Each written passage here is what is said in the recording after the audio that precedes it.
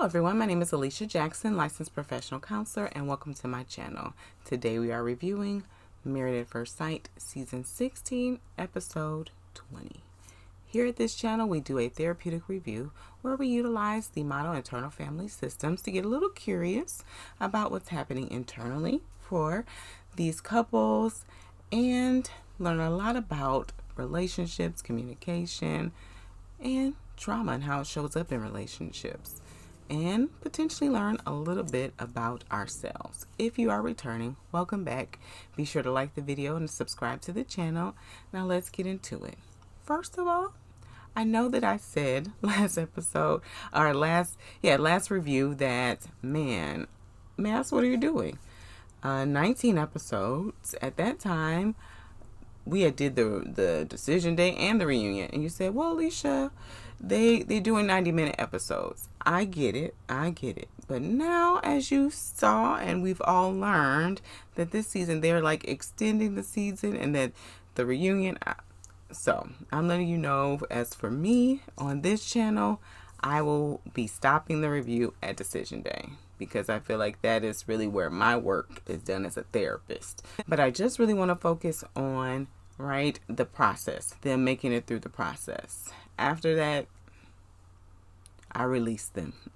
I release them into the world for them to continue to flourish and grow, hopefully, right? And so let's get into it. First, we have Jasmine and Eris. Right, and so they're both getting prepared for decision day. It's like the day before, and they're packing up and getting ready to leave, right? Because they have their time away. And Eris is talking about, man, what is Duchess gonna do? Duchess did not look phased at all, and they're saying goodbye to each other. And what I can tell you is the hug between Jasmine and Eris said so much, right? I mean, I think sometimes, these couples can say things during these sessions because, a part of them maybe wants to present a certain way in front of the experts or even on television for us. But one thing that does not lie is body language. And if you take a look at when Eris hugged Jasmine goodbye, his head was in a completely different direction that the hug was in, and it was like his face was trying to leave the hug before his body did, right? It was like, whew, I'm out of here. Like, I'm finally out of here. That's what that felt like to me. And I said, okay, your body language is saying more than you even realize. I know through this process, we've said too that Jasmine's body language was communicating too about the eye rolls and things like that, was saying more, than she realized herself. And so they're talking about, they're sitting with the experts. The experts are being hopeful, right? Dr. Pepper's like, well, maybe they had some forward movement, like at the last session that they had with them. But like I said, I feel like it was too little too late. It was the day before decision day, and they're talking about we're starting to feel a connection. Like the day before decision day, starting to feel it. That's not going to be enough for them to feel secure to say yes at that time. Jasmine stated that she feels at peace. She feels at peace that she has put in, she said, 1,000,000%. And so whatever happens. So she's saying things. She is using, her pageant part is up right now, and it's communicating indirectly what she's feeling, right? Because I'm feeling there's a lot of things in there. One, there's hurt about the fact that Eris did not put in 100%. Right, and that's how she feels that way. And then two, that she's made a decision to end the marriage. Then I can hear, because I put in 1,000,000%, and so I'm cool with getting divorced. But because she's saying that she's put in 1,000,000%, there's a part of her that's also trying to make her feel okay with the fact that the marriage is ending, that the divorce is happening. There's a part of her that is sad that she is getting a divorce. right? And sometimes what we'll do is try to fight ourselves, right? And say, and overcompensate. At first it was, I put in 1,000%. I think that was last episode. Now I put in 1,000,000%, right? So there may be a part of her that is saying in the background, like, man, I can't believe, like, maybe we could try. We could still try. Maybe if the cameras are off, we could still try, right? There may be a part that is telling her that, but I'm glad, right? I'm glad that she is that she's sticking to her true experience of Eris in this situation. And so they talked about what they've learned, from each other, how Jasmine has found her voice, right? And Eris has found a new way to be intimate, right, with someone and find a new level of intimacy. And they did say, though, that they liked how they handle conflict, how they always handle conflict in a very calm way, a very centered way. Things never got escalated, things never got out of hand and explosive. And what I'll say this, I think that is a testament to both of them, right? To their more logical mind is coming in to help manage the arguments. However, there wasn't a lot of risk happening in their conflict. And what I mean by that is they weren't in a space where they were like truly vulnerable with each other, right? And truly giving of themselves and having this really great connection to where there was like a risk of their relationship ending right there. And so that wasn't really coming out in this couple. And so during conflict, if that risk isn't there, then it is pretty mellow, right? If you're not fully in it, then that's going to put up less of a fight, right? So not to take anything away from them, I feel like at times definitely Jasmine was definitely activated, right, and triggered by the past rejection that she experienced when she moved and how Eris treated her for the first 4 weeks of their marriage, right? So that was definitely there. And it's grateful that they were, right, able to stay calm and cool in conflict. Jasmine went first and stated that she wants a divorce. She knows what she wants in a marriage, and this is not it, right? And so Eris also stated that he does as well, and that things did progress and move, but just not enough for them to say yes. And they talked about any regrets or any deal breakers. Pastor Cal asked about deal breakers, and Eris said, well, I really want someone who loves themselves, because I love me. I hug myself 5 times a day. I was like, really? You hug yourself 5 times a day?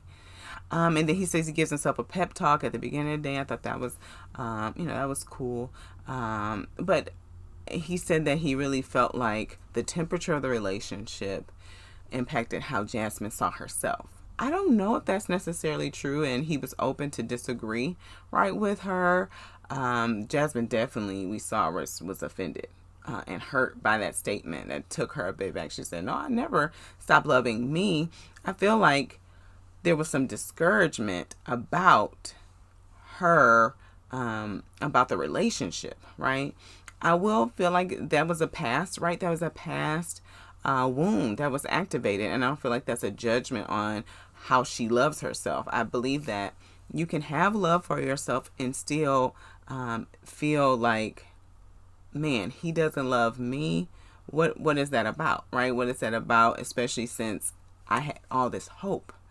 She said, I had all this hope to get married, to be with someone, and then they're not attracted to me. And so do I feel like Jasmine, took some dings in the area of confidence when it came to this marriage? Absolutely. And I feel like it's human. It's absolutely human for that to happen, and no slight against her for that. And so Jasmine spoke up and stated that she feels that Eris has commitment issues. that they had many talks about it, and that he, in the past, when something happens, he would just leave, he would ghost women. And she said that, hey, if it wasn't attraction, it would have been something else that he would have ran, right, and cut and run. And Eris, there was definitely an emotional response because his affect and how he presents is pretty flat. And I feel like that is also a protective mechanism for people not to know how they're impacting him. But you could tell, like, there was some eye blinkage there, that what she said, it had an impact on him. We're just not sure of how, right? Jasmine stated that she felt like Eris just was not ready for marriage, and Dr. Pepper apologized for that.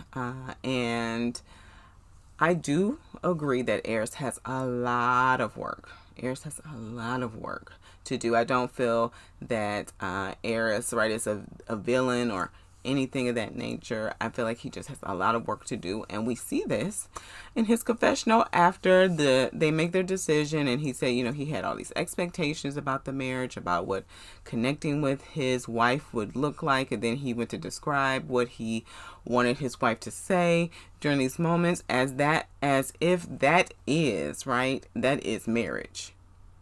That is not marriage. I know there's this part of him that was really wanting to experience, like, to be married just to experience physically connecting with your wife and what that felt like. That's the driving force. Then that's something for him to get curious about, and the fact that physically connecting with someone, partnership, he was surprised, right? We heard this. He was surprised about the fact that, like, oh my goodness, I missed them. I really enjoyed coming home and having Duchess, like, clamor at the door and knowing that she was there, and that, the house was smelling great and the food, like, all that. Like, that was a great, and even that isn't all that marriage is, right? But the fact that the connecting physically while married, and just the curiosity of what that might feel like, was the motivating force for him to get married, says a lot that he has some more exploring to do. He really does. And I hope him and wish for him the best. We do see that Jasmine went out on some dates, and this man was really physically attracted to her. So that's great.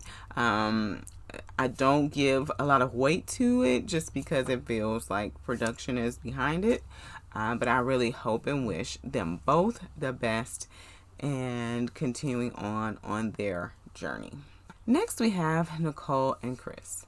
And so Nicole and Chris, they're getting prepared, right, for decision day. And, the same as is the issues that they're having are the same ones, right? So Nicole is concerned about the fact that Chris is very appeasing. Very appeasing. She wants him to be honest with her. She wants him to say when things are not okay. She wants that. And Chris is concerned about Nicole's insecurities and her constantly questioning the relationship. Like, it activates in him, well, is there something that I'm not doing? Am I not good enough? Right? That's what it's activating from him, when really she fears that she's not good enough, right? And that's what's really happening, right? And so Dr. Pepper, Pastor Cal, they were talking about this couple, and Dr. Pepper's just, she's very pleased with where they are. Pastor Cal said, it's an issue that they haven't had a conflict. And so he's concerned about when a conflict happens, how will they handle it? Will it startle them? Will they over respond because they haven't had a conflict early on? I do have that same curiosity. I do feel like if a couple is so avoidant of conflict, there's some reasons around that, and I'm curious about what that is. I know that Nicole seems to, right, she has this part of her that wants to almost start an argument, right, to test the relationship. There's a part of her that, right, wants to know that he really wants her, right? And then we know Chris has this part of him that's going to do everything he can in his power to prevent Nicole from being upset with him. So it will be interesting when they do have their first conflict. And Pastor Cal stated that he's also concerned about Nicole's insecurities. I understand that's the word that he described it. I feel more that it's just past trauma, right? It's past trauma, and there are parts of her that believe and question her lovability because people have told her that she was not lovable, and people have made her feel like she is too much. So they have taken on those beliefs. It's like a very it's a natural thing. That happens when people, especially at a very young age, say things to you. A part of you says, oh, that must be true. Especially then if their behavior lines up with what they said, right? And so her brain, right, is just protecting her. Her brain is just protecting her from her being rejected. Her brain is just protecting her from those past hurts. Like, we can't go through that again. We can't go through that again. We can't get all jumped in and really entangled, right, in a relationship, become open, become attached, become connected, and then you tell me that I'm too much and I'm not lovable. That would be, right, that would be very activating for Nicole. So I do have concerns about how she connects with herself and her healing journey. And at the same time, Nicole is very, very self-aware. So that's going to be a great skill. Like, even during her confessional, she said, through all the temper tantrums, I said, go ahead, Nicole, own your stuff, right? And so there's some great skills that she has, some tools, right, to use to help her along in her healing journey. And I'm hoping that Chris, can be patient with her throughout it, and vice versa, because Chris's stuff is going to show up eventually. His stuff may take longer, right? But it's going to show up. And so they both talk about, right, how they both appreciate how they've been for each other, and they're concerned about, like, right, things are going great right now, but will they continue to go great? And I don't want to make a decision based on what we've experienced just on these 8 weeks, but on the future. Got it. They both said yes on decision day, like we both expected them to, or like we all expected them to. And there's a part of me that says, okay, but did you decide on how you guys are living after this? That's still a concern for me, just because I know that with their relationship being so new and so fresh, like they've only known each other for 8 weeks, that continuing to cohabitate with each other is just going to help to further continue to grow their connection. And there's always concern about them not living together and what that will do. And especially with Nicole having, right, these parts that are concerned about distance that came up, right? There's concern about what will happen for them if they don't live together. So they didn't say. Maybe we'll find out in the next episode. Again, that's the only episode that I'm going to review. So it'll be to decision day. And then we'll keep moving and hoping and wishing them the best. I truly do. Chris, he did surprise Nicole with flowers. And he said, happy life. And both her and Pastor Kyle said, no, happy spouse, happy house. I know they say happy wife, happy life. However, we know that leaves out husbands. And that is that's a big thing. Right. And I could do another video about that, right, where there is this implication in that only the wife's feelings matter. Well, we know that husbands have feelings too, and that they matter, and so their needs matter. And so yes, happy spouse, happy house, Chris, and wish you both the best. Next, we have Clint and Gina. And Gina started off saying that she's looking forward to this time away. And a part of me was like, I'm sure you are. So it's like, okay, sarcastic one. But she's saying that she feels like things have been so rushed. They've been going through these activities and things like that. And so they haven't had really time to process their experience in their relationship. And so time away will help to do that. Clint said that for the most part, 95% of this process was good, was great. And I really want Clint to maybe examine this part a little bit, get curious about this part of him that is like overly positive. Both him and Gina kind of have this. If you notice the footage of their wedding day and how Gina was like very over, like she was very animated and her responses were very much bigger than how we saw her throughout the season, right? So there's this part of her too that just like, what? Like it's just very, and I know she was getting married. It was a new thing and she was probably all her nerves were probably everywhere. But there's this part of her that maybe shows up in moments of anxiety or moments of like first meeting someone that's like puts on a very big presentation, right? And then for Clint, he has this part of him that will be very like just very positive about things.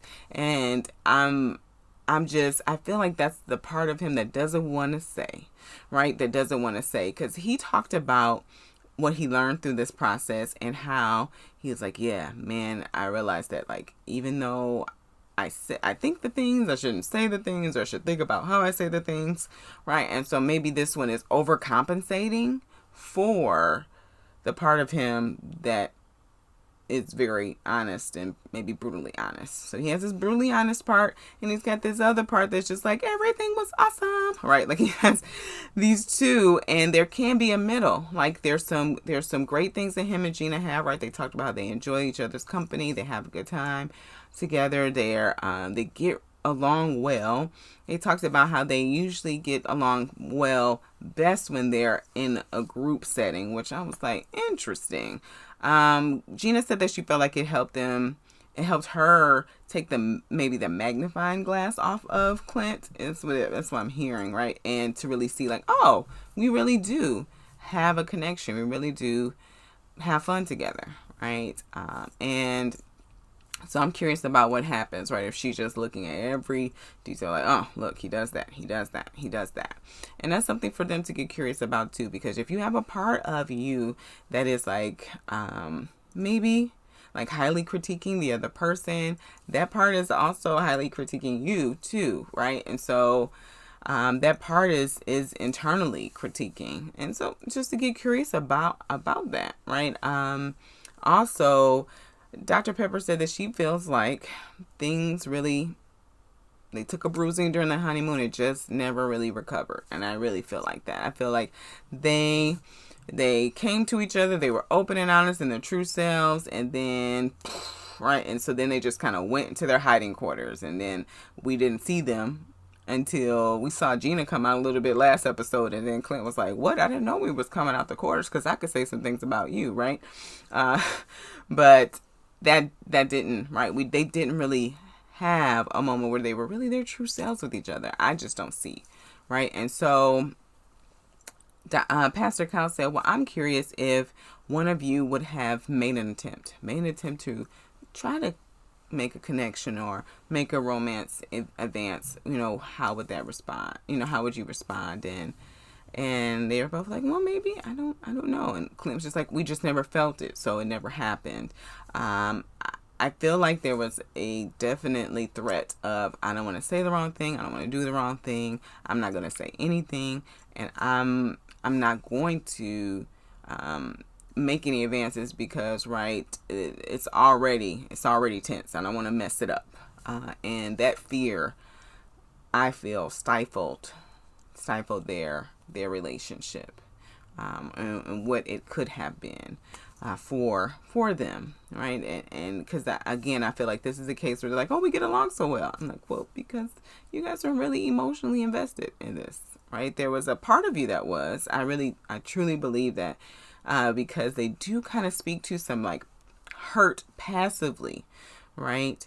That's after they say no to each other and getting a divorce on decision day, right? Gina says, well, I really feel like at the beginning, if you would have made a logical decision to continue to pursue this and not give up and see me as your wife, then, maybe things could have been different. And he's like, okay, I hear that, I hear that. He said also, though, like, you really talked about how you were uncomfortable.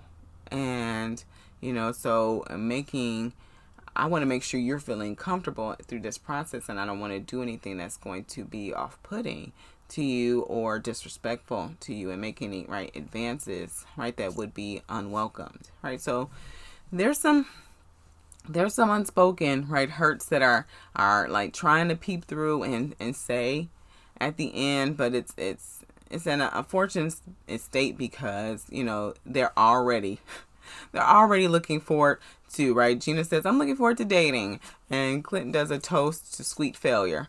They did talk about Hank. And Gina said that Clint offered her $10,000 for Hank. Y'all heard me? $10,000. So he is very fond of this dog. That's the emotional connection he made. And I'm sure it probably even was like an emotional support through this experience, because I could imagine that Clint felt alone in this marriage, and felt like, man, she's uncomfortable keeping his distance. He's like, but Hank doesn't mind. He wants to spend time with me, right? So it was probably definitely like a soother, like a support for him. And he's like, I want to keep my emotional support dog. So Gina said no. And we see later on that maybe he tries to take Hank. I hope not. But I wish them both the best. I really do. I hope that Clint gets the adventure and the fun and the growth, that he's looking for. And I hope to, even though Gina said that, after this, I realized that I'm ready for marriage. And I said, oh, really? I don't think that it's not that she's not ready for marriage. I'm just seeing that she does have some areas of growth, and maybe she doesn't see that. I don't know, but there are definitely a lot of walls that Gina has. I'm curious about her being her true self, who that is, if she knows who she is. That's still like a question mark for me. I don't feel like I know who Gina is. I know she is raised by her mom. I know that she has a salon, and she did a career change, and she's really into her salon, and she wants to give all to her salon. Her salon is her life, and she has Hank. That's what I know. And so I want her to get maybe curious about who she is in order to really connect with the person, right? And this part of her who is hyper independent, who is, if that part, right, what is it protecting her from, to really lean on, right? Lean on another person and connect with a person. I wish them the best. Last, we have Shaquille and Kirsten. Oh, Shaquille and Kirsten. I think this couple has probably been one of the more, just interesting couples this season, because they're just so, it's hard to read them, right?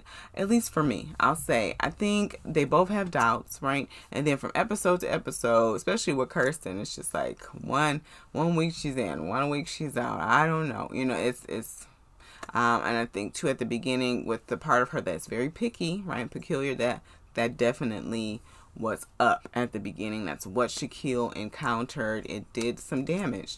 Shaquille, I don't feel really spoke to that. He talked about how frustrating it was to encounter her walls, and the fact that he's really trying, and even him, the frustration, saying like, what do you like about me, right? That never really played out fully, at least on camera. Maybe it did, off camera, but really talking about like the hurt he experienced, right? Being rejected in so many ways. You got a bald head, you laugh too much, you talk too much, all these things. You're not going to buy me a house. Like, he's like, and you don't want me to meet your parents. Okay, why did it take so long? Why did it take so long? So all of that, I hear him, right? And then him not getting the support that he needed.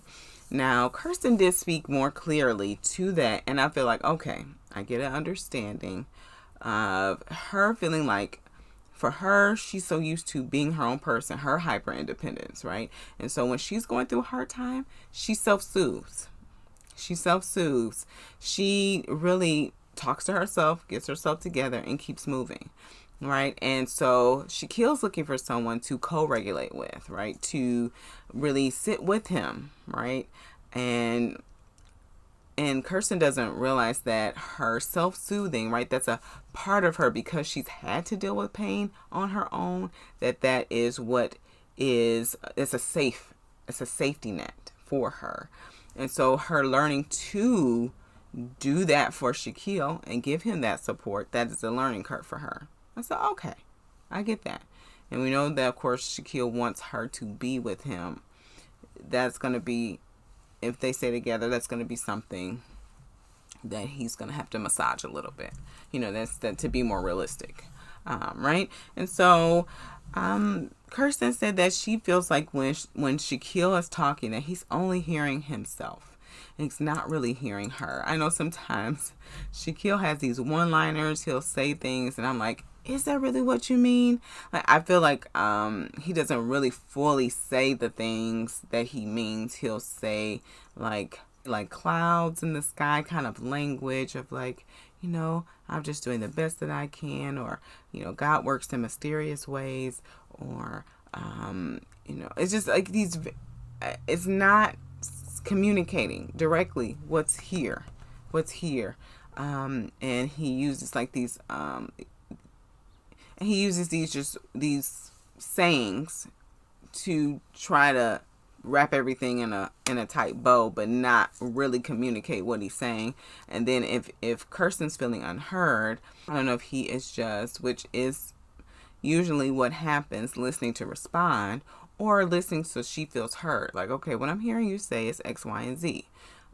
Okay, Kirsten, so you're saying that you do support me, you feel you do support me, but just not in the way that I want to. And is that what you're saying? So I'm feeling like if that reflective listening would help her to feel heard. And if Shaquille maybe could do that, because it takes time in a moment. If someone says something and it activates a part of you and you become defensive, or you feel like what they're saying is dismissing what you're saying, then you're gonna jump up and you're gonna that part of you is gonna speak. And so if you're in a moment where you can do that, give that reflective listening, pause that part and say, okay, what I'm hearing you say is this. Okay, because then that'll inform that part really what the intent was, instead of the impact, to really hear each other out, right? So Kirsten's saying, though, that throughout the ups and downs, that she still wants to be in this marriage. She still wants to be with Shaquille. And Shaquille said that he has felt alone. Even though they have stuck in this, they didn't sleep in separate beds, they've been with each other and committed to the process, they've never given up on each other, that he's felt alone in this marriage. And he just, Kirsten's a great person, and she's beautiful, and he's seen, right, how much she has shown up, right? But he says he feels like there are times where she didn't show up enough for him. And I'll say this, that I hear Shaquille, and I don't want to discredit and invalidate what he's saying, because I really do feel that he genuinely feels this way, right? And there's a reason why. And so I just want Shaquille to see what that is about now, and really see if this is about Kirsten or if this is about Shaquille, right? Now Kirsten is activating this feeling of him being alone, and him not feeling supported, right? And I feel like what potentially is contributing to this is her need to self-soothe, her hyper independence, her doing everything by herself. If I don't do that, who else is going to do it, right? That's what's happening. And there's a fear of counting on someone and them not being there, right? And so I feel like that's what's contributing to Shaquille feeling alone in this marriage.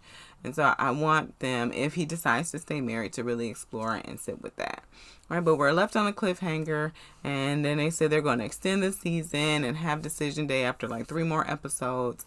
And I will tell you that after, again, just in case you didn't hear me, just in case you did not hear me earlier on in this video, that I will be doing decision day, and then that's where the videos will end for me this season. One, because I want to really do more content regarding internal family systems and doing more psychoeducation regarding that, and sometimes doing my reviews, as I'm also seeing clients as well, that it kind of takes away from that. So I do want to do maps, because I fell in love with maps during the pandemic, like most.